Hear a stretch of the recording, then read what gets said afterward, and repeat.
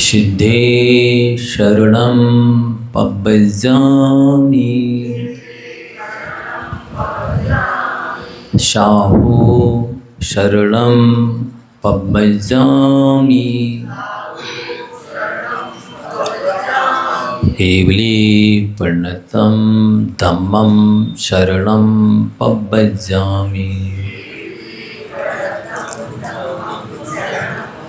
बोले त्रिकालवर्ती नौ देवताओं की, उल्लेख श्री चिंतामणि पार्श्वनाथ भगवान की, आचार्य भगवंत गुरुवर श्री विद्यासागर जी महाराज की, परम पूज्य आचार्य भगवंत श्री समय सागर जी महाराज की, परम पूज्य मुनिवर श्री निर्दोष शाह जी महाराज की।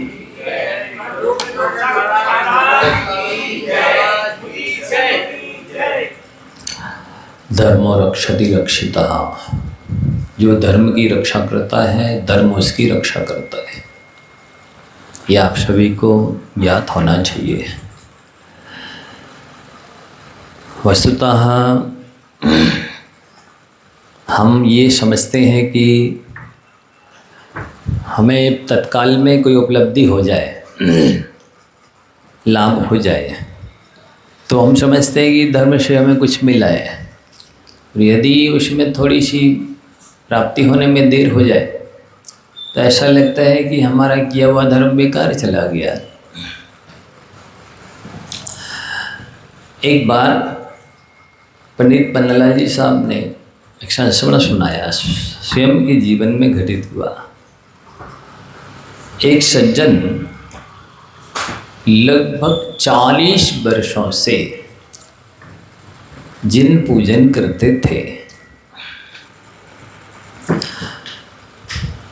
हुआ ऐसा कि पिछले जन्मांतरों के तीव्र पाप कर्म के उदय से उनका घर बिक गया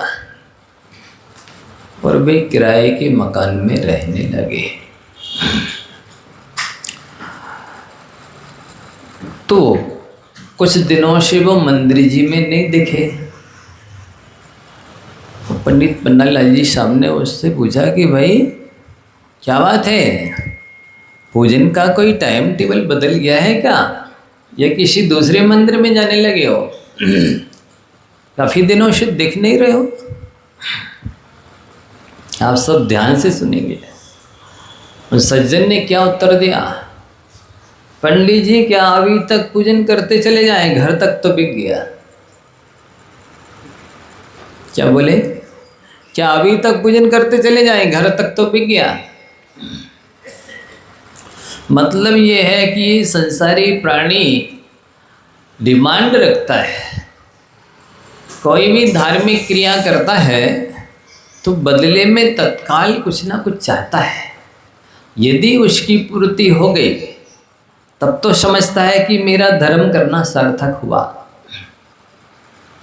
और तत्काल में उसकी डिमांड, उसकी मांग पूरी नहीं हुई तो ऐसा लगता है कि नहीं, सब भी बेकार है धर्म कर्म। ये लिखा है शास्त्रों में, ये मिलता है, इसके बदले में ये मिलता है, सब गप्पे हैं, होता जाता कुछ है ही नहीं। लेकिन ये नहीं समझता है कि जिस क्वालिटी और क्वांटिटी में हमने कर्म बांधे हैं, उस क्वालिटी और क्वांटिटी में धर्म क्रिया की है कि नहीं, कोई भी धार्मिक अनुष्ठान किया है या नहीं। जिस श्रद्धा विशुद्धि के द्वारा आपके द्वारा जन्मांतरों में किए गए पाप नष्ट होने वाले थे, उस क्वालिटी और क्वांटिटी में आपकी श्रद्धा विशुद्धि एकाग्रता नहीं रही उस धार्मिक कार्य को करते हुए, इसलिए आपके कार्य की सिद्धि नहीं हुई। तो इसका मतलब ये थोड़ी है कि आपने जो धर्म किया है वो बेकार चला गया, उसका कोई फल नहीं मिला। ऐसा होते ही नहीं। आप वृक्ष के नीचे जाएं और छाया ना मिले, ऐसा हो ही नहीं सकता है।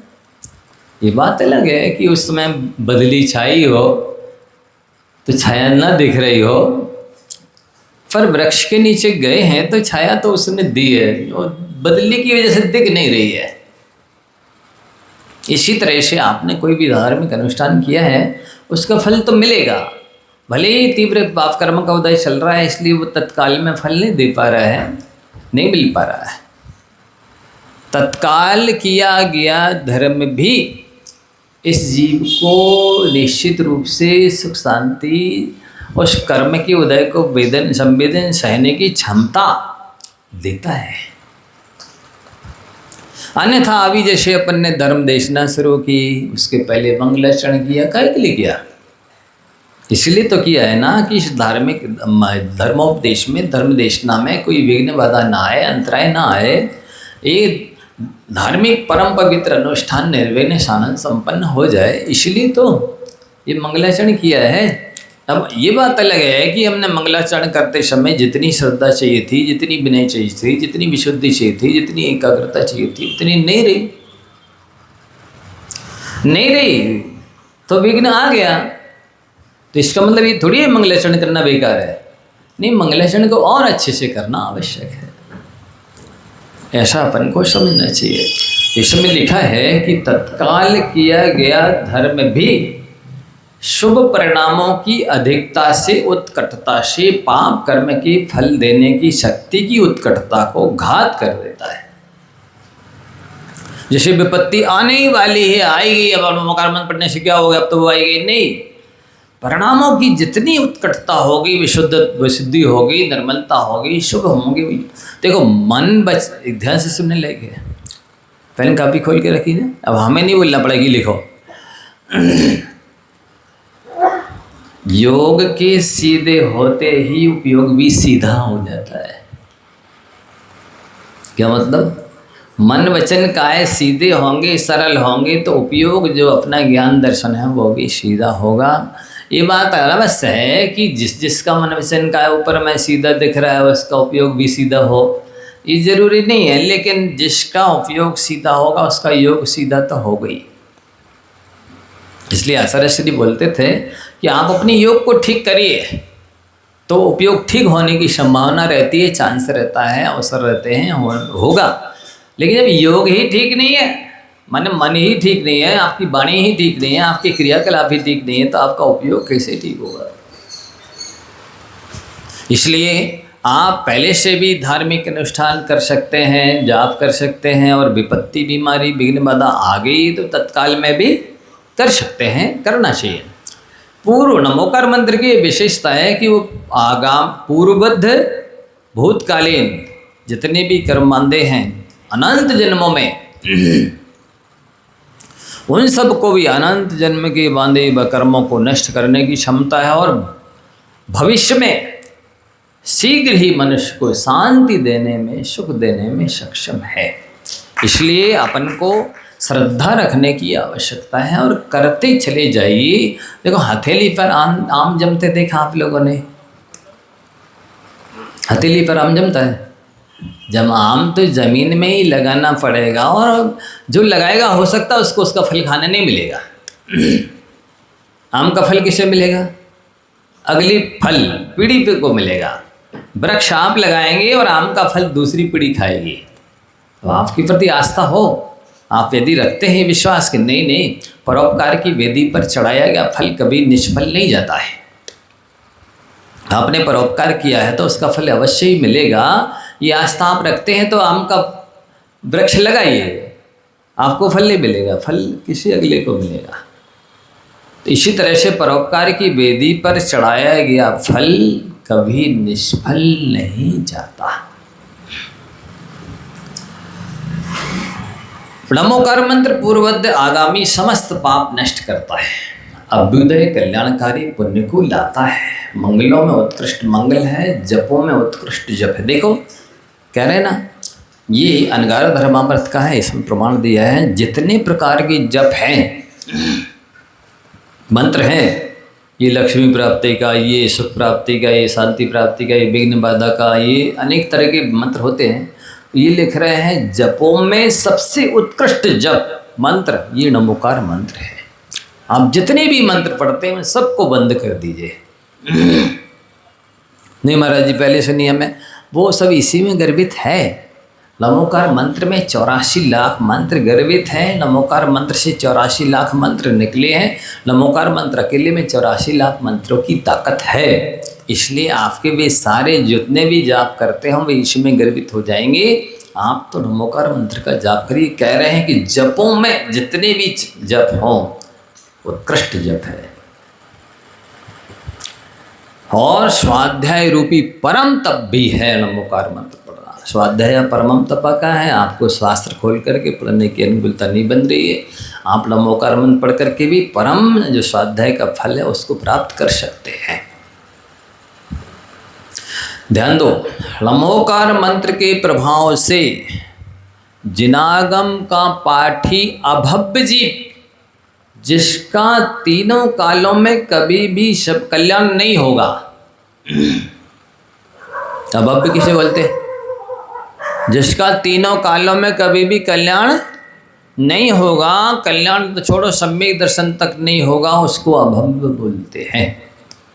ऐसा अभव्य भी नमोकार मंत्र को पढ़ करके जिनलिंग को धारण करके 9वें ग्रीवक तक चला जाता है, 31 सागर तक की सुख भोगता है। क्या अवधि ज्ञान है, शुक्लेशा है, अहमेंद्र का पद है।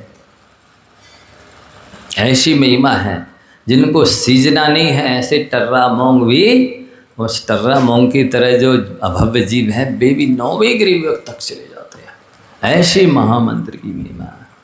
मतलब अयोग्य अपात्र हैं, जो ना लायक हैं आपकी भाषा में, वे भी 9वें ग्रीवक जाते हैं इस महामंत्र से, इतने लायक बन जाते हैं। ये कम नहीं है, बहुत बड़ी बात। और मंत्र वास्तव में जो माँ, न और त्रा 3 व्यंजनों से मिलकर के बना है। मनः त्रायते यह सह मंत्र, जो मन की रक्षा करता है, मन को पापों से बचाता है, मन को कषायों से बचाता है, मन को 5 इंद्रियों के विषयों से बचाता है, मन को अशुभ आर्त रौद्र ध्यान से बचाता है, मन को, वो कहलाता मंत्र। मनः मन को त्रायते रक्षा करे, उसका नाम मंत्र है। तो इसलिए इसके प्रति आपको इससे बड़ा कोई सुरक्षा कवच, इससे बड़ा कोई सुरक्षा गार्ड, सेफ्टी, अस्त्र शस्त्र कुछ भी नहीं है 3 काल में। तो जिस प्रकार महाव्रतों में ब्रह्मचर्य से बड़ा कोई व्रत नहीं है,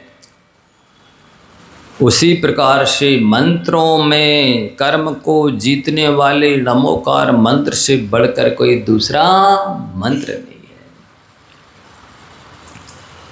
तो कुछ आगम के अमृत बिंदु आपको बताए जा रहे हैं।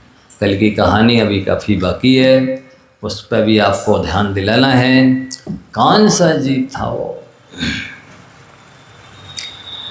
वो स्वर्णखुर नाम का चोर था। चोर ही नहीं था, सप्त विष्णु में लिप्त था, सारे पापों को करता था। वो जुआ में जीते हुए धन को याचकों ने मांगा सो दे दिया, और भूख लग रही थी तो अपने घर की ओर जा रहा था। रास्ते में राजमहल के किनारे से निकला तो व्यंजनों की जलेबी, मिठाई, रसगुल्ले, नमकीन इत्यादि की खुशबू फैल रही थी। उसने कहा, अरे मेरे पास तो अंजन गुटिका है, और इसको लगाकर क्यों ना राजमहल में जाकर के मालटल खाया जाए। आँखों में अंजन लगाया, अदृश्य होकर के चला गया राजमहल में, और वहाँ प्रविष्ट हो गया उसकी भोजनशाला में, जिसको आप ड्राइंग रूम में या डाइनिंग टेबल, भोजन की टेबल कहते हैं। वहाँ जहाँ राजा बैठता था पहुँच गया। रोज़ रोज़ दोनों टाइम राजा के साथ भोजन करके आ जाता। अब दुगना चौगना परोस दिया कर्मचारियों ने, और राजा को शर्म लगने लगती थी, क्या सोचेंगे ये लोग कितना खाते राजा। वो बेचारे का पेट नहीं भरता। राजा दोला होने लगा। सम्मानमती मंत्री ने पूछा, राजन कोई चिंता है या अपच इंडाइजेशन हो गया है या कोई और स्वास्थ्य में गड़बड़ी है? कौन सी प्रतिकूलता विघ्न बाधा है? यदि बताने लायक है तो आप कृपा करके मुझे बता दीजिए, मैं उसका कोई इलाज करूं।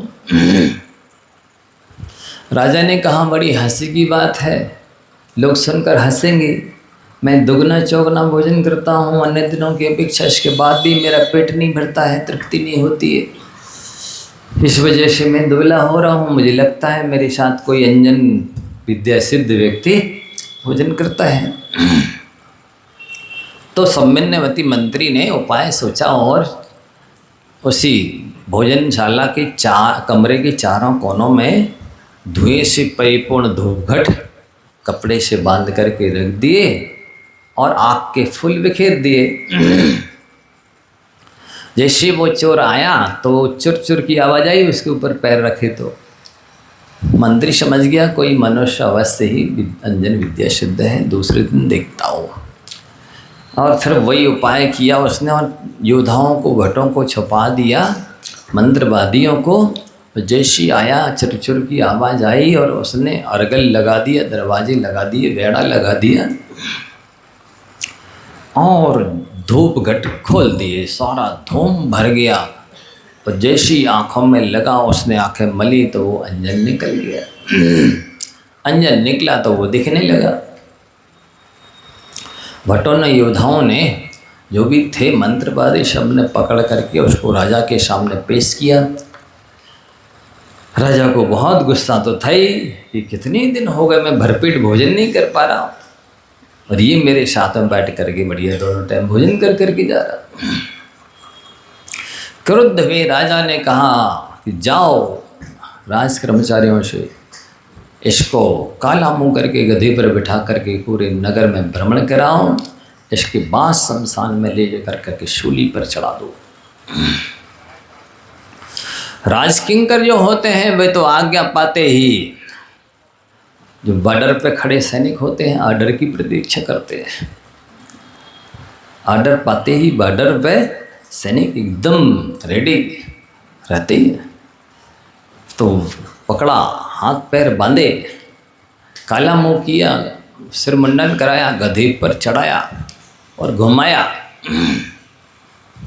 और उसको लाते घूसे मक्के मारते हुए, उल्टा सीधा गाली बकते हुए, दुर्व्यवहार करते हुए उसको शमशान घाट ले गए। इसलिए ऐसा कर रहे थे कि जिससे सबको शिक्षा मिल जाए कि चोरी का फल 5 इंद्रिय के विषय में आसक्त लोगों का ऐसी दुर्दशा होती है। लोगों को शिक्षा मिल जाए, वो सतर्क हो जाएं, भयभीत हो जाएं कि भैया हमको चोरी नहीं करना, हमको इस तरह से इंद्रिय विषयों में आसक्त नहीं होना है कि जो लोग विरुद्ध हो, शास्त्र विरुद्ध हो, न्याय नीति के विरुद्ध हो, ऐसा काम हम कभी अपने जीवन में यद्यपि शुद्धम लोक विरुद्धम ना करणीयम ना चरणीयम। शुद्ध भी हो कोई काम पर लोग विरुद्ध हो तो नहीं करना चाहिए, उसका आचरण नहीं करना चाहिए। यही बुद्धिमानी है, यही समझदारी है। ले गए बेचारे को। उसने सोचा देखो मैंने सोचा कुछ और था और भाग्य ने कर कुछ और दिया। वास्तव में अनादिकाल से हम सभी लोग यही करते चले आए हैं, सोचते कुछ हैं और विधि के वश से, भाग्य के वश से होता कुछ और ही। व्यक्ति का चाहा प्रया नहीं होता है, क्यों? उसके भाग्य में उतना पुण्य नहीं होता है, उसका समीचीन पुरुषार्थ नहीं होता है, सही दिशा में पुरुषार्थ नहीं करता है, बराबर सहयोग साधन और उसका जो प्री प्लानिंग होती है वो बराबर नहीं होती है, इसलिए वो सक्सेस नहीं होता है। तो उसने सोचा कि मैंने सोचा था कि इस तरह अपने आनंद से दिन बिताऊंगा, पर ऐसा नहीं सोच रहा था ऐसी दुर्दशा होगी। और ले जा कर के शमशान घाट में वही शीशा मसीह की तरह सूली पर उसको कीले ठोक दिए शरीर में 10-5 जगह।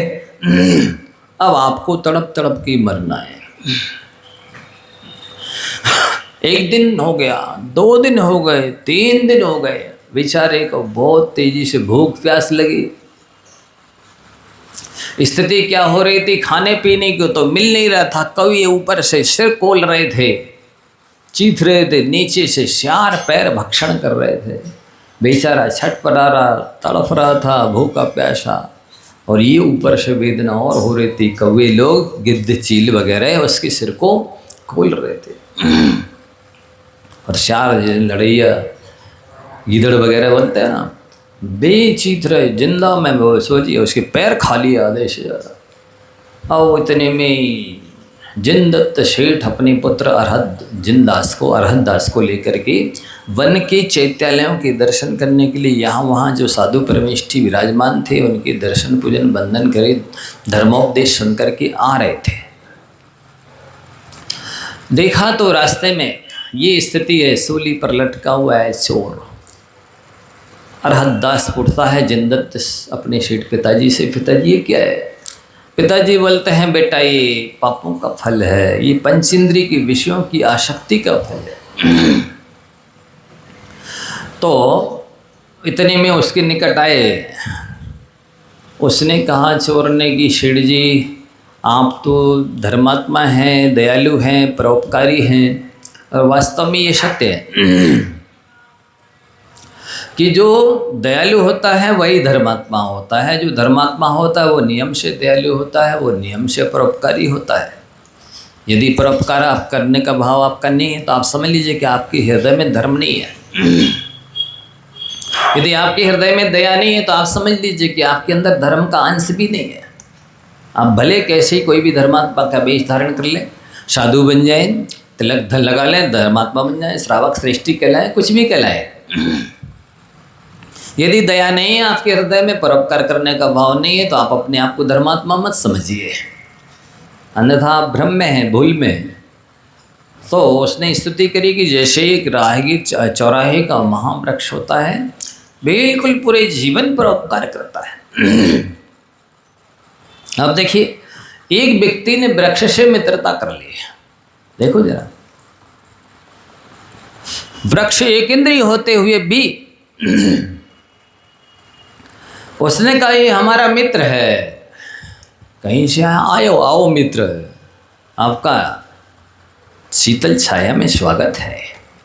उसको बिठाया, छाया के नीचे ठंडी ठंडी हवा खिलाई, सेठ का पसीना शांत हुआ, तरोताजा हो गया, पुनः तन मन एक्टिव हो गया। वृक्ष कहता है मित्र आप फल खाओ, फल खिलाए, मीठी खुशबू लो, फूलों की खुशबू लो, खुशबू दी। इसके बाद में वो सेठ जाने लगा, और फल घर में ले जाओ, परिवार के लिए ले जाओ, फूल भी ले जाओ।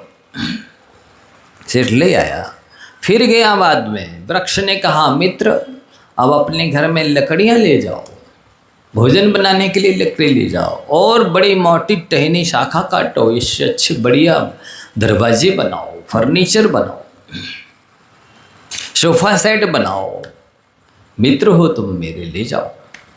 वो ले गया, लकड़ी ले गया, फल फूल ले गया, फिर आया, कहा हम विदेश जा रहे हैं मित्र, आपसे मिलने आए हैं। बोले अच्छा विदेश जा रहे हो तो मेरे यहाँ से मोटा स्कंद जो है ना उसको काटो, अच्छी सुंदर नाव बनाओ, इस पर बैठ करके तुम विदेश जाओ,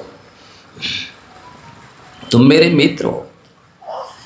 तो उसने काटा और अच्छी नाव बना करके और नदी पार, समुद्र पार करके और विदेश गया धन कमाने के लिए। बहुत सारा धन कमा करके लाया। अब जब वो समुद्र पार करके आया, नवंबर दिसंबर की ठंडी थी, अगहन पूस की, आया मित्र के पास आया, बहुत दिन में आया हूँ मैं, मित्र से मिलकर जाऊँगा। उसने कहा मित्र तुम समुद्र पार करके आए हो, तुम्हें ठंडी लग गई है, ये जो मेरी शेष लकड़ी बची है इसको काटो, आग लगाओ, जलाओ, अपनी ठंडी दूर करो। उसने काटा उसे और जलाया और अपनी ठंडी दूर की, और कहा अब अपने घर जाओ, भोजन पान करो। वो घर आया, भोजन पान करके फिर अपने मित्र से मिलने गया। उसने कहा देखो अभी भी मेरे पास जड़ें हैं, ये दवाई की काम करेंगे, आप ले जाओ इन जड़ों को, इससे अपना रोग औषधि बना करके रोग दूर करना। लोगों ने कहा तुम क्या करते हो? वृक्ष से कहा सुनो जवाब क्या देता है वृक्ष। मनुष्य लोग, सेठिया लोगों, सुनो धर्मात्मा लोगों, वृक्ष तुमने क्या किया? सब कुछ अपना ख़त्म कर दिया। वृक्ष बोलता है मुझे इस बात की खुशी है, प्रसन्नता है कि मेरा जीवन किसी के काम तो आया। ये जो शांता सुख है, असीम मुझे शांति मिली है, उसके आगे इस मेरे वृक्ष के स्वरूप का कोई मतलब नहीं था। कोई औचित्य नहीं था, कोई तात्पर्य नहीं था। मैंने अपने जीवन का परोपकार करके सेंस प्राप्त कर लिया, निचोड़ प्राप्त कर लिया है। बंधुओं, आप सबको भी शिक्षा लेनी चाहिए कि वास्तव में परोपकार सम धर्म नहीं भाई, पर पीड़ा सम नहीं अधिमाई। परोपकार के समान कोई धर्म नहीं है। आपका तन मन धन यदि दूसरों के काम आ जाता है तो इससे बड़ा कोई धर्म नहीं है। और यदि आपके द्वारा मन से वचन से काय से किसी को पीड़ा पहुंचती है तो इससे बड़ा कोई अधर्म नहीं है, आपसे बड़ा कोई पापी नहीं है। अब ध्यान से सुन लो, ये आपका शरीर नहीं है, क्या है फिर? अब मनुष्य नहीं हो तो क्या है फिर महाराज? अरे तुम दूसरों को कष्ट दे रहे हो, तुम्हारा शरीर तो अस्त्र शस्त्र है, कुल्हाड़ी है, तलवार है, तुम मनुष्य नहीं हो, तुम इंसान नहीं हो। तुम्हारा शरीर तो दूसरों को पीड़ा देता है। ये मूसल है, मूसल की तरह कुचल रहा है जीवों को। ये चक्की का पार्ट है, पीस रहा है दूसरों को। तुम्हारा मनुष्य का शरीर नहीं है। कठिन लग रही भाषा, हाँ समझ में नहीं आ रहा? हाँ, ये मनुष्य का शरीर नहीं है तुम्हारा। यदि किसी को कष्ट पहुंचा रहा है तो ये दूसरों को हृदय को छील रहा है, बसूला है, ये काट रहा है दूसरों को। ये कैसी है तुम्हारा शरीर? मनुष्य नहीं हो तुम। तुम्हें तो सुई धागा की तरह काम करना चाहिए था, जोड़ने का काम करना चाहिए था। तुम तो तोड़ रहे हो। तुम मनुष्य नहीं है, तुम कैची हो? तुम्हारा शरीर क्या है? ये दूसरों को, ये यंत्र है। जैसे चरखी होती है ना, गन्ने से रस निकाल के छिलका फेंक देती है। तुम्हारा शरीर ये उस चरखी के समान है। तुमने शायद दूसरा का सब निचोड़ लिया और दूसरे बेचारे को निस्सार करके फेंक दिया। धिक्कार है तुम्हारे इस मानव पर्याय को। जो दूसरों, तुम्हारा जीवन तो प्रेरणास्पद होना चाहिए था, प्रेरणादायी होना चाहिए था। तुम तो प्रेरणादायी हो, प्रेरणा दे रहे हो, प्रेरणा दे रहे हो। नरसिंहपुर वालों की बात नहीं कर रहा हूं मैं, यहाँ के लोग बहुत अच्छे हैं। तो ये इस शरीर को आपको जिनाला बनाना चाहिए था। इसमें भगवान आत्मा की उपासना करनी चाहिए थी। ये मंदिर बन सकता था। इसमें धर्म ध्यान करते, उपासना करते, आत्मा रूपी परमात्मा की उपासना करनी चाहिए थी। इसको आपने जिनालय नहीं बनाया, इसमें आत्मा परमात्मा की उपासना नहीं की। तुमने इसको अस्त्र शस्त्र बनाया, इसको चरखी बनाया, इसको कैसी बनाया, इसको मूसल बनाया, इसको कुल्हाड़ी बनाया, इसको तलवार बनाया शरीर को। तो आगे चल करके भी आपकी ऐसी ही दशा होने वाली है। ये आपने अपने भविष्य की तैयारी कर ली है। उस स्वर्ण खुरचोर ने जिनदत्त शेठ की बहुत प्रशंसा की कि मैं पहले से जानता हूँ आपको, बहुत परोपकारी हैं आप, बहुत दयालु हैं, धर्मात्मा है। नदी जैसे अपना पानी नहीं पीती है, आपका सब कुछ दूसरों के लिए है, आप अपना उसका उपयोग में ना के बराबर करते हैं। गाय जैसा अपना दूध नहीं पीती है, आप भी वैसे ही दूसरों के लिए सब कुछ देते हैं। जैसे कि वृक्ष सारे सब कुछ दूसरों के लिए देता है और स्वयं धूप में खड़ा रहता है। महापुरुष ऐसे ही होते हैं। गाय स्वयं रूखा सूखा घास फूस खाती है, दूसरों के लिए अमृत जैसा दूध देती है। धर्मात्मा पुरुष जो होते हैं, सत्पुरुष जो होते हैं, वे भी ऐसे ही होते हैं। स्वयं तो जैसे चंद्रमा दूसरों को आलोकित करता है, प्रकाशित करता है, चांदनी बिखेरता है, आह्लादित करता है, स्वयं के अंदर दाग है काला काला, उसको मिटाने की चिंता नहीं करता।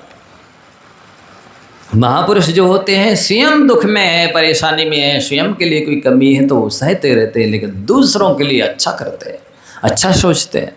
यही अंतर है सज्जन में और दुर्जन में, धर्मात्मा में और अधर्मात्मा में। आप लोग सब ये थर्मामीटर अपने अपने हृदय में लगाइए। यदि आप ऐसा करते हैं तो आप धर्मात्मा हैं, दूसरों को सुख पहुंचाते हैं, शांति पहुंचाते हैं, दूसरों के उत्थान के बारे में सोचते हैं, उद्धार के बारे में सोचते हैं, आगे बढ़ाने की सोचते हैं, तो आप धर्मात्मा हैं। किसी की टांग खींचते हैं तो आप उन केकड़ों की तरह हैं। विदेश में एक शिविर लगाया गया, सम्मेलन किया गया पशु पक्षियों का। वहाँ पर भारत की और सब देश विदेशों से अनेक तरह के जानवर आए। भारत के भी 2 जानवर गए। वे सारे विदेशों के जानवरों को पिंजड़ों में और अनेक तरह की सेफ्टी में रखा गया था। लेकिन भारत से जो जानवर गए वे खुले बर्तन में थे। लोगों का बड़ा आश्चर्य है, भारत के जानवर स्वतंत्र हैं, वाह। बोले अरे इनकी ये विशेषता है, एक केकड़ा ऊपर चढ़ता है तो दूसरा उसकी टांग पकड़ के नीचे पटक देता है, इसलिए इनको बंधन में रखने की आवश्यकता नहीं है। ये तो स्वयं एक दूसरे को अपने आप में बंधन में रखते हैं, इतना तो स्वयं उन्नति करते हैं ना दूसरों को उन्नति करने देते हैं। इनकी ऐसी दशा है। यदि आप इस तरह का करते हैं, दूसरों की टांग खींच रहे हैं, किसी को आगे बढ़ने से, ऊपर चढ़ने से, उद्धार करने से विघ्न बाधा डालते हैं, तो आप तो रोड़ा हैं, स्पीड ब्रेकर है। धिक्कार है ऐसे लोगों के जीवन को। चोर ने प्रशंसा की, जिनदत्त सेठ तो परोपकारी थे, धर्मात्मा थे, दयालु थे, वे ओरिजिनल श्रावक थे, वे बनिया नहीं थे, वो जैन थे, वो सम्यक दृष्टि थे। जो अब तय छटाक का हिसाब किताब लगाता है वो बनिया कहलाता है। जो ये देखता है कि कितना लोगों ने धर्म कमाया, कितना पुण्य कमाया, कितने संस्कार सत्संस्कार ग्रहण किए, कितनी प्रभावना हुई, कितना धर्म से आकृष्ट हुआ, कितना ज्ञान बढ़ा लोगों का, इस ओर गुणों की ओर ध्यान देता है, वो जैन कहलाता है। जो पैसों की ओर ध्यान देता है वो बनिया कहलाता है। वो जिनदत्त सेठ जैन था। उसने कहा, पहले वो जान रहा था कि यदि मैं इसको कुछ भी सुनता हूँ, बात भी करता हूँ तो अपराध है, क्योंकि राजा ने पहले से ही भट्टों को, योद्धाओं को छुपा के रखा था कि देखना कौन इससे बात करता है, इस स्वर्णखोर चोर से। जो बात करेगा निश्चित ही इसका सहयोगी है, इस चोरी का सारा धन उसके पास होगा, वो राजद्रोही माना जाएगा। तो सेठ जी समझ रहे थे कि ये राजविरुद्ध कार्य है, मैं इससे बात कर रहा हूँ, या जो कह रहा है मुझे प्यास लग रही है पानी ला के पिला दीजिए, ये राजविरुद्ध कार्य है। तत्वासूत्र जी के 7वें अध्याय में एक आता है ना, विरुद्ध राज्यातिक्रम, राज्य के विरुद्ध अतिक्रम नहीं करना चाहिए। जो नियम है शासन प्रशासन के, जो संविधान है उसका अनुसरण करना चाहिए, पालन करना चाहिए। यदि अपन नहीं करते हैं तो अपन चोर है, राजद्रोही है। और वस्तुतः देखा जाए जो भारत की 1.5 अरब जनता है उसकी चोर है, अकेले राजा की चोर नहीं। सेल का टैक्स, इनकम टैक्स या कोई भी राज्य विरुद्ध अतिक्रम करते हैं, इसका मतलब है कि हम चोरी कर रहे हैं और 1.5 अरब जनता की चोरी कर रहे हैं। फिर भी दयालु होने की वजह से, धर्मात्मा होने की वजह से, परोपकारी होने की वजह से वो सुनने लगे उस चोर की बात। और सुनने के बाद उन्होंने कहा, भाई ऐसा है, हम आपको पानी नहीं ला सकते हैं। क्यों? मैंने गुरु की 12 साल सेवा की है और अब उन्होंने धर्मोपदेश दिया है, महामंत्र की महिमा बताइए। मैं आपको पानी लेने जाऊंगा तो मंत्र भूल जाऊंगा। क्या है ये मंत्र, क्या देता है, इसकी क्या विशेषता है? जिनदत्त सेठ ने धर्म की नमोकार महामंत्र की महिमा बताई, जो आपको मैंने कल बताई थी कि कैसी महिमा इसमें लिखी हुई है। भक्तामर जी की जो 8 भय हैं वे तो 8 दूर करते ही है। महामंत्र 800 और 8000 भी दुखों को दूर करने की क्षमता इसमें है। इसी तरह से ये जो हमने आपको बताया पूज्यपाद स्वामी की भक्ति का, कि ये वो है आकृष्टम सर्वसंपदाम विदधते, देवों की ऐसी चारुण्यकाय की भवनवासी वेंतर जोशी, इंद्र और अहिमेंद्र की कोई भी विभूति नहीं है जिसको महामंत्र नहीं दे सकता है। महामंत्र में सब विभूतियों को देने की क्षमता है, कैपेसिटी है। आप लोग थोड़े आगे आगे बैठिए ना, इससे पीछे आने वाले बैठ सके। तो आकृष्टम स्वर संपदाम विदधते, मुक्ति श्रेयो वश्यता, मुक्ति लक्ष्मी को भी वशीभूत करने में समर्थ है ये महामंत्र, मोक्ष देने में समर्थ है। अनादिकाल से अनंतानंत सिद्ध परमेष्ठी बन गए हैं, वो इस महामंत्र के प्रसाद से बन गए हैं। विदेश क्षेत्र से जो भी सिद्ध हो रहे हैं वो इस महामंत्र के प्रसाद से सिद्ध हो रहे हैं। भविष्य में अनंत काल तक अनंत अनंत सिद्ध परमेष्ठी और बनेंगे, वे सब इसी महामंत्र की कृपा से बनेंगे। मुक्ति श्रेयो वशता मुच्चाटम विविधाम चतुर्गति विधाम, चारों गतियों की जितने भी तरह की मानसिक, वासनिक, कायिक विघ्न बाधाएं हैं, प्रतिकूलताएं हैं, विपत्तियां हैं, उन सब विघ्न बाधाओं को, प्रतिकूलताओं को, विपत्तियों को दूर करने की क्षमता महामंत्र के अंदर है। विद्वेष महात्मेन शाम, आपकी आत्मा में अनंत अनादिकाल के अनंत भवों की अनंत अनंत कर्म बंधे हुए हैं। निधत्ति निकाचित जैसे कर्म जो कि फल दिए बिना आत्मा से अलग नहीं होते हैं, उन कर्मों को भी नष्ट करके आत्मा को बिना फल दिए अलग करने की क्षमता इस महामंत्र में है। स्तंभम दुर्गमनम प्रति प्रेतता, कोई ने ऐसे अज्ञान से प्रमाद से इस जीवन में या जन्मांतरों में पाप बांध लिए, जो नरक में जाएगा व्यक्ति उन कर्मों की वजह से, वैसा व्यक्ति भी नमोकार मंत्र का जाप करना शुरू कर दे तो वो स्तंभ का काम करेगा। अब नरक में नहीं जाएगा, नरक रूपी गड्ढे में नहीं गिरेगा। ये महामंत्र की महिमा है। मोह से सम्मोहिनम, दर्शन मोहिनी हो चाहे चारित्र मोहिनी हो, दोनों को मोहित करने में समर्थ महामंत्र है। जिस मोहिनी कर्म ने अनंत जीव हैं इन संसार में, सारे जीवों को पहले गुणस्थान से लेकर के 9वें गुणस्थान तक के जीवों को इस मोहिनी कर्म ने मोहित कर रखा है, मूर्छित कर रखा है, बेहोश कर रखा है, पागल जैसा बना रखा है। मोहिन संवृतम ज्ञानम स्वभावम लपते नहीं मत्ता पुमान पदार्थानाम भेथा मदन को द्रवे। मोही जीव स्वभाव को प्राप्त नहीं होता है। जैसे किसी व्यक्ति ने मतोनिया कोदों खा लिए हैं तो उसका वो मतवाला हो जाता है, वास्तविकता को नहीं देख सकता है, नहीं सुन सकता है, नहीं समझ सकता है। ऐसी संसारी प्राणी है, उस मोह ने सबको मोहित कर रखा, मूर्छित कर रखा, पागल बना रखा है। और जैसे शराबी व्यक्ति की दशा होती है, शराबी व्यक्ति जो नहीं करना चाहिए वो करता है, जो नहीं कहना चाहिए वो कहता है, जो नहीं बोलना चाहिए वो बोलता है, जहाँ नहीं जाना चाहिए वहाँ चला जाता है। वैसे ये मोही प्राणी भी जो नहीं करना चाहिए, जो नहीं सोचना चाहिए, जो नहीं बोलना चाहिए वो सब करता है। मोही व्यक्ति की दशा शराबी से गई बीती है, भांग खा ली है जिस व्यक्ति ने उससे भी गई बीती है, अंडे में जो व्यक्ति है उससे भी गई बीती है, जो मूर्छित है उससे भी गई बीती है, जो सो रहा है उससे भी गई बीती दशा है, जो गर्भ में है उससे भी गई बीती दशा है। इस मोही जीव की दशा का वर्णन हम शब्दों से नहीं कर सकता, ऐसी दशा है। वो जागते हुए भी सो रहा है, वो अंधकार प्रकाश में होते हुए भी अंधेरे में, वो जीते हुए भी मरे के समान है, वो पढ़ा लिखा होने पर भी मूर्ख है, अज्ञानी है, क्योंकि वो मोही है। ऐसी दशा इसकी है। तो ये जानते हुए भी जिनदत्त सेठ ने महामंत्र की महिमा बताई, मोह को भी मोहित करने वाला है। और साथ ही इसमें लिखे आपने मत्त द्वीपेंद्र मगराज दवान लाही संग्राम बारिदि महोदर बंदनोत्तम तस्यासु नाश मुप्याति भयम भेव यस्तावकम स्तव मिमम मतिमान अधीते। दुप मत्य पागल, दुप माने गजेंद्र, वो भी आपका कुछ नहीं बिगाड़ पाएगा यदि आप महामंत्र को अपने कंठ में रखते हैं। भृगराज सिंह भी आपका कुछ नहीं बिगाड़ पाए। सारे दृष्टांत वर्तमान योग में दिए हुए हैं कि हाथी की से किसकी रक्षा हुई, सिंह से किसकी रक्षा हुई। हमने आपको संस्मरण सुनाई था, गणेश प्रसाद बड़े जी के पिताजी का। दावानल का जंगल में वो दृष्टांत सुनाई था, कन्याएं विद्या सिद्ध कर रही थी लेकिन महामंत्र का जाप कर रही थी, इसलिए हनुमान जी ने आके पानी गिरा दिया, आग को बुझा दिया। सांप का भी दृष्टांत दिया ही था, ऐसे कई दृष्टांत हैं। दावानल आही संग्राम युद्ध का दृष्टांत आपको दिया ही था, जिस समय राम लक्ष्मण सीता वनवास में प्रवास कर रहे थे,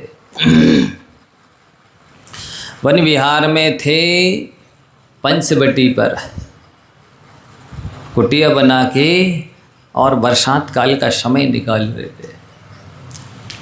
आप सभी को मालूम होगा यदि पद्म पुराण पढ़ा होगा तो।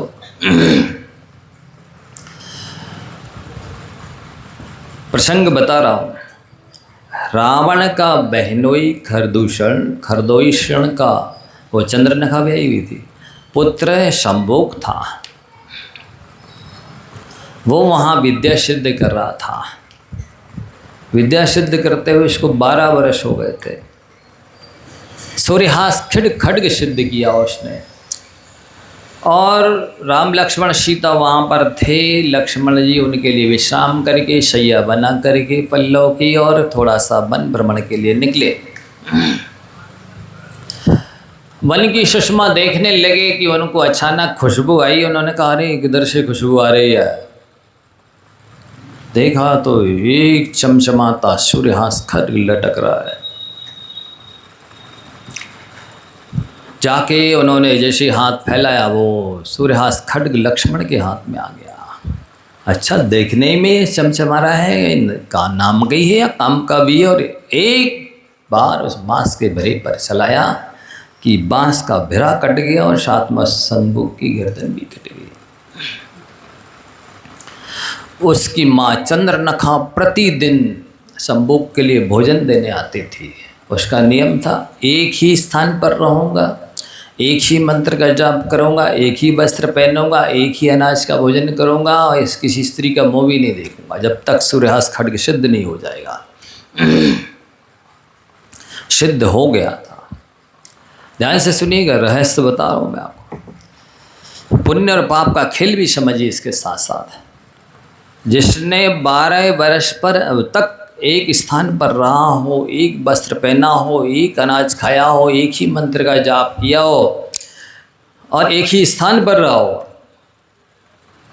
12 वर्ष निकल गए हैं, मात्र एक सप्ताह शेष रह गया है। अब जब आके सिद्ध हो ही गया है, लटक ही गया है, तो संबुक सोचता है क्यों हाथ फैलाऊं, क्यों याचना करूं, क्यों भीख मांगूं, एक सप्ताह और जाप करूंगा, मेरे हाथ में आना चाहिए अपने आप। ये वो इंतजार कर रहा था और लक्ष्मण आ गए, उतने में हाथ फैला दिया तो वो उसके हाथ में आ गया। वस्तुतः लक्ष्मी किसी व्यक्ति विशेष की नहीं होती है, वो तो पुण्य की दासी होती है, पुण्य की चेरी होती है, पुण्यात्मा की साथ रहती है, पास रहती है। वो किसी भी जाति का हो, किसी भी संप्रदाय का हो। हमारे उधर एक देवरी से जबलपुर एक बस चलती थी, रमभैया की मेहतरानी थी, वो 10-12 बसें थी, बहुत धनाढ़ थी। तो वो खुद ही रसीद बंदी लेकर के और इतनी सी झाड़ू यहाँ खोस करके, और जैसे किसी का चुनाव चिन्ह नहीं होता है, किसी का झाड़ू होता है, किसी का साइकिल होता है, तो उसके सामने चिन्ह बना रहता है, ऐसे वो झाड़ू को खोस करके वो बंदी लेकर के और वो यात्रियों की टिकट काटती थी। सो लोग कई ऐसे बचते थे, छू ना ले, अरे क्या छू ले, जब उसकी बसई में बैठे हो आप। लेकिन फिर भी बताइए रहा हूँ आपको कि इसलिए उस लक्ष्मी को वेश्या की उपमा दी गई है। वेश्या सम लक्ष्मी अति चंचल या का कौन पतियारा। लक्ष्मी का कोई निश्चित पति नहीं होता है, जो पुण्यवान होता है लक्ष्मी का वही पति होता है। इधर पास में एक पौड़ी नाम का ग्राम था, वहाँ पर एक दाई था, वो इतना धनाढ़, उसके कई ट्रक, कई सैकड़ों एकड़ एक ज़मीन, और पता नहीं कितना वैभवशाली था। तो आप ये ना समझे हम बहुत पुण्यात्मा हैं, हमारे पास काफ़ी दुकानें हैं और मॉल हैं, मार्केट है, कॉलोनी बनाई है, कई शोरूम खोल रखे हैं, हम बहुत अच्छे आदमी। ये नहीं समझना, ये तो हाथ का मैल है। ये लक्ष्मी, ये जड़ है, संपत्ति है, ये तो आज यहाँ है तो कल वहाँ है। तो बहुत माने लक्ष्मी पुण्यवान के पास जाती है। इस लक्ष्मण पुण्यात्मा थे, प्रतिनारायण थे, उन्होंने ऐसा हाथ में लिया और उसको चलाया, उस ब्रेक के साथ साथ संभोग की गर्दन कट गई। अब जब उसकी माँ भोजन देने आई, दूर से देखा, आज तो वो भिरा, बांस का भिरा कटा हुआ है, बीड़ा। देखो मेरा बेटा कैसा कृतज्ञ है, 12 साल जिस बांस के भिरे में रहा, विद्या सिद्ध की, आज विद्या सिद्ध हो गई, तो उसी को काट के चला गया। अब जैसे ऐसा सोचते सोचते पास में गई, क्या देखती है, मेरे बच्चे की गर्दन कटी डली, एकदम मूर्छित हो गई। होश में आई, बच्चे की गर्दन को उठाया और इधर उधर देखने लगी, कौन शत्रु है जिसने मेरे बेटे की गर्दन काटी है। मैं देखती हूँ, मैं रावण की बहन हूँ, मैं खरदूषण की पत्नी हूँ। कौन ऐसा योद्धा है, शत्रु है जिसने मेरे बेटे की गर्दन काटी। अब वो शत्रु बच के जा नहीं सकता है। इधर उधर अन्वेषण कर रही थी। जैसे ही देखा 2 राजकुमार, सुंदर युवराज, कामदेव की तरह सुंदर बैठे हुए, एक महिला भी बाजू में देवांगना की तुल बैठी हुई है। तुरंत ये जो बच्चे की गर्दन ली हुई थी कुमड़ा की तरह से फेंक दी उसको। कद्दू होता ना, फुटबॉल की तरह हाथ में लिए हो कोई व्यक्ति बच्चा और कोई अच्छा सुंदर सा कोई आइटम लेकर के आ जाए तो उसको ऐसे फेंक देता है। इसी तरह उस बच्चे की गर्दन अभी रो रही थी, छाती कूट रही थी, आंसू बहा रही थी। ये शोक में डूबी हुई थी। अरति उसको उदय चल रहा था, भारी पाप कर्म का उदय चल रहा था। कि जैसे ही सुंदर राजकुमारों को देखा कि कामाशक्त हो गई, देखिए जरा वासना जागृत हुई तो बच्चे की गर्दन को फुटबॉल की तरह, उसको कद्दू की तरह फेंक दिया। विद्या धरी तो थे ही, तुरंत विद्या के बल पर 16 वर्ष की कन्या का रूप बनाया, बहुत आकर्षक वेशभूषा पहन करके और पहुंच गई राम लक्ष्मण के पास। पहले लक्ष्मण राम के पास गई तो उन्होंने कहा नहीं नहीं मेरी शादी हो चुकी है, मेरी धर्मपत्नी है मेरे साथ। अब वो जब यहाँ सोचा ये तो मुझे चाह ही नहीं रहे, तो वो लक्ष्मण के पास गई, थोड़ी दूरी से बैठे होंगे। जैसे ही लक्ष्मण के पास पहुंची, लक्ष्मण ने कहा कि नहीं, मेरा पर स्त्री का त्याग है, मैं तुम्हें देखना भी पसंद नहीं करता, तुम जाओ, मेरे बड़े भैया वहाँ बैठे, यदि वो स्वीकृति दे देंगे तो मैं स्वीकार कर लूँगा। तो ऐसे जब कोई महिला इस तरह निवेदन करे और त्रिखंडाधिपति की बहन होवे, खरदूषण जिसका 14 अक्षौणी ही प्रमाण सेना थी, 14 अक्षौणी प्रमाण सेना का मतलब समझते हैं? एक अक्षौणी प्रमाण सेना में लगभग भारत की जितनी जनता है उतनी होती है एक अक्षौणी प्रमाण सेना में। ऐसे ऐसी 14 अक्षौणी प्रमाण सेना खरदूषण के पास थी, इतना बड़ा वो राजा था। उसकी पत्नी किसी से निवेदन करे और वो उसे ठुकरा दे तो आप सोचिए उसकी नाक कट जाएगी कि नहीं। तो लक्ष्मण में वस्तुतः उसकी तलवार से नाक काटी नहीं थी, उसने ऐसा जघन्य निकृष्ट कार्य किया था, इसलिए शर्म से कट गई थी। तो कहते हैं लक्ष्मण ने नाक काट डाली, नाक लक्ष्मण के आगे उसकी कट गई।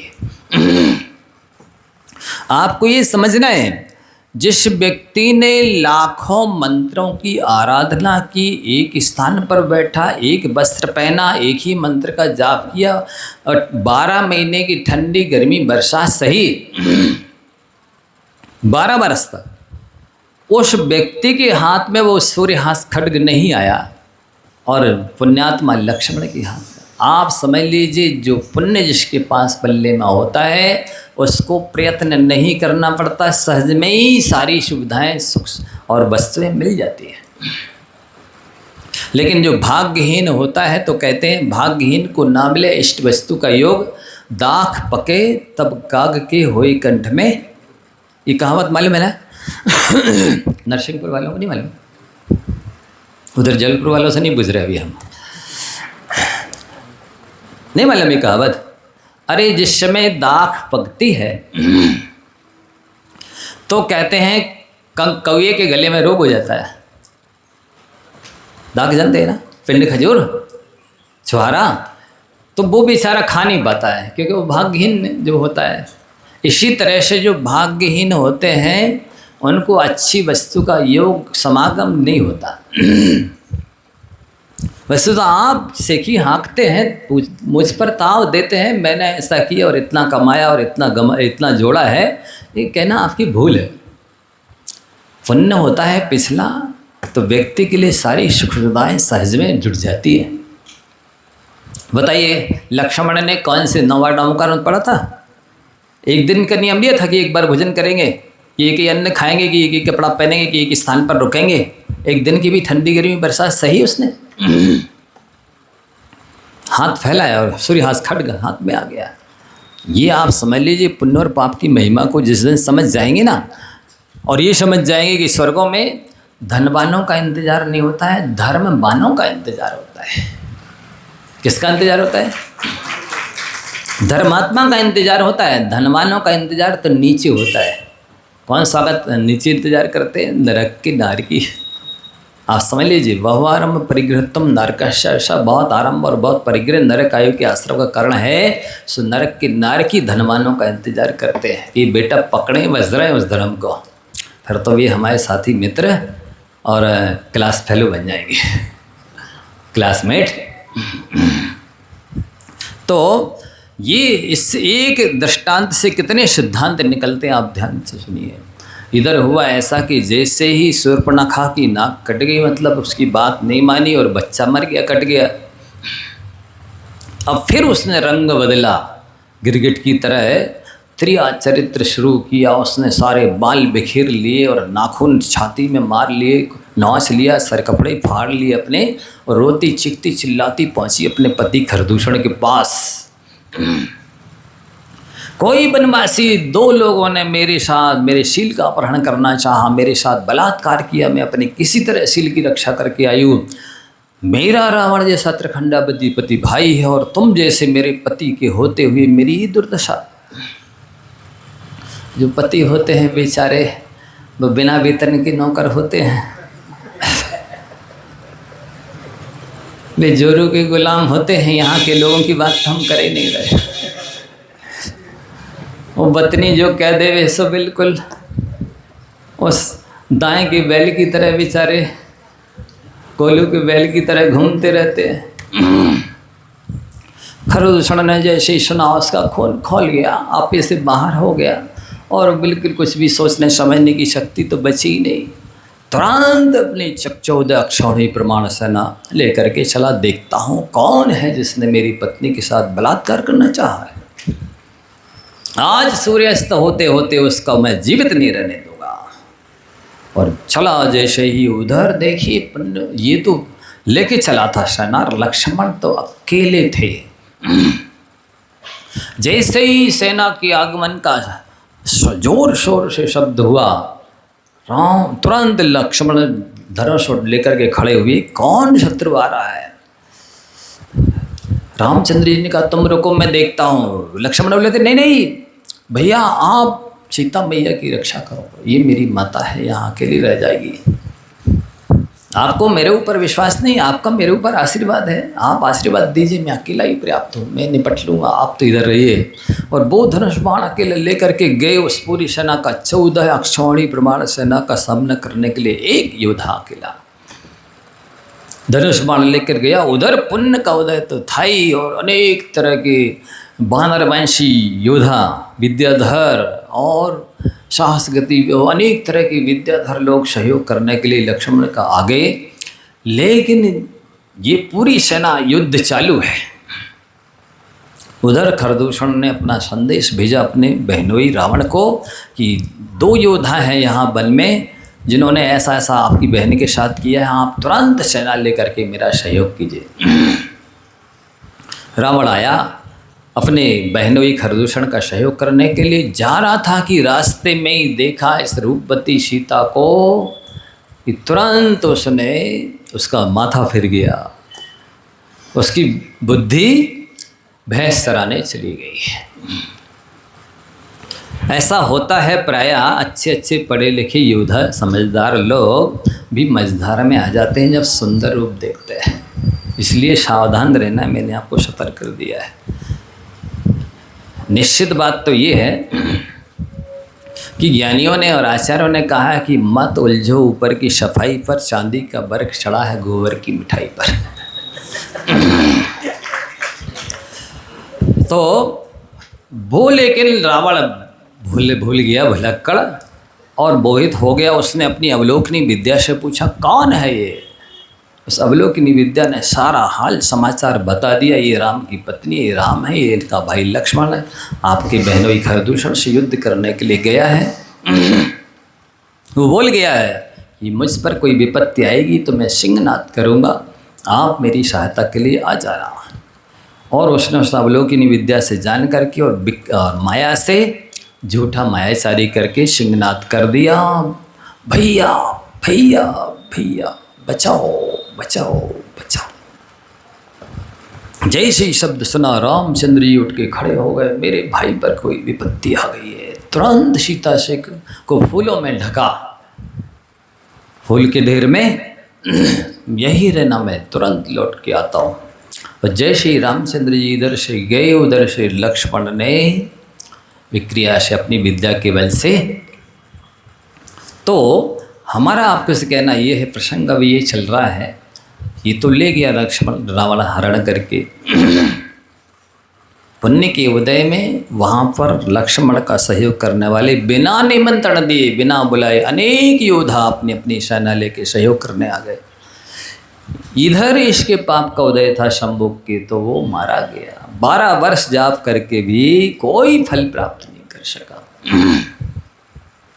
तो उसने कहा कि इस महामंत्र में ये सब देने की सामर्थ्य है।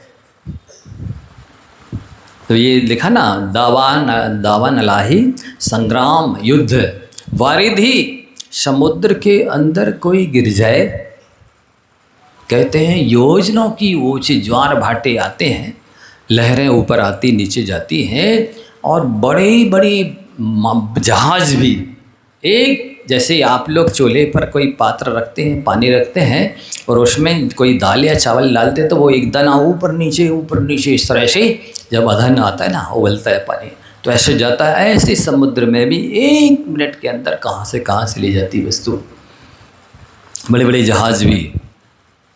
अब श्रीपाल जी समुद्र में छल से गिरा दी गए धवल सेठ के द्वारा, लेकिन महामंत्र के प्रसाद जैसे नमोकार मंत्र पड़ा, तुरंत एक लकड़ी का पटिया पकड़ में आ गया।